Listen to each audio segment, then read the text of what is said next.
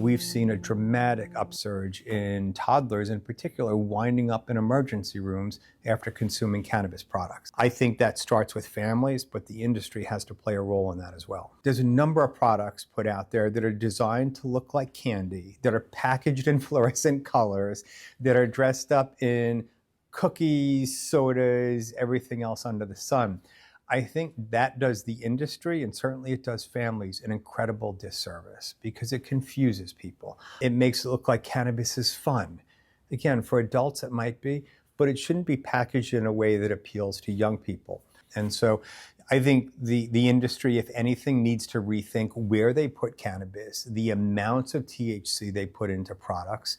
And look, we're involved in a THC arms race now where if you can make the most potent products, you win the day commercially. That has negative implications when it comes to public health. As parents, we have an obligation to protect our kids from threats. Young people are getting cannabis because their parents are leaving it around. There's very little education about safe storage. And so the same way we've tried to educate parents about opioids and not leaving them in your medicine cabinet, the same way we've educated parents about firearms and said, lock it up, get a safe. The same kind of education should happen with parents, particularly around gummies and other products that are high THC concentrates, but also might look like candy to the average kid. So if you have a couple parents that are using, everybody wraps up for the night, everything stays on the coffee table, that toddler gets up before you do, and guess what?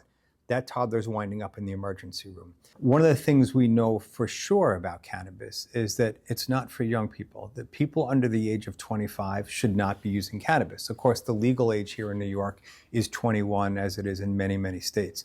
But we know from science that the brain doesn't stop developing until someone is 25 and sometimes even older. That means that you're taking a potentially problematic substance and introducing it into the brain at a really critical time. And we know that when cannabis is introduced to the adolescent brain, there's a loss of learning ability. There's a potential loss of IQ points.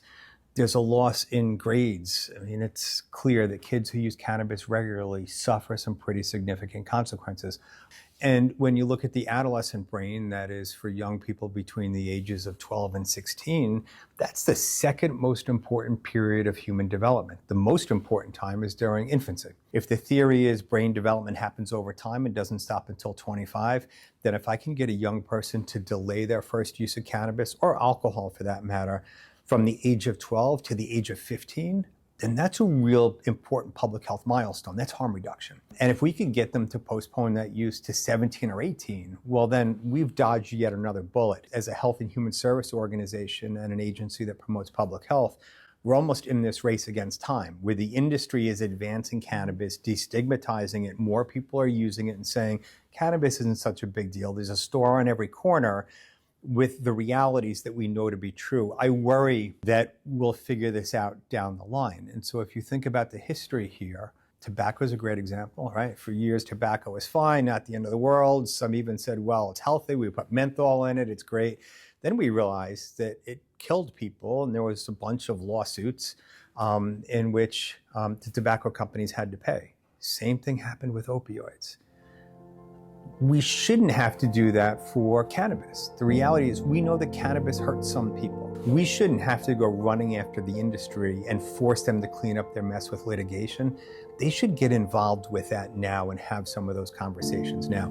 I wish government would step in and do that public health campaign. So far they haven't. I'm not sure they're going to. In the meantime, it's up to parents and communities to do this. It's a big deal when it comes to kids. Our world today is filled with a whole series of threats, right? Any of us who have kids worry about even our kids going to school because of gun violence. We worry about the well-being of our kids. And I think every parent, when they bring a child into this world, does everything they can to optimize that child's likelihood of success, right? Everything, right? We buy them all the things that they need.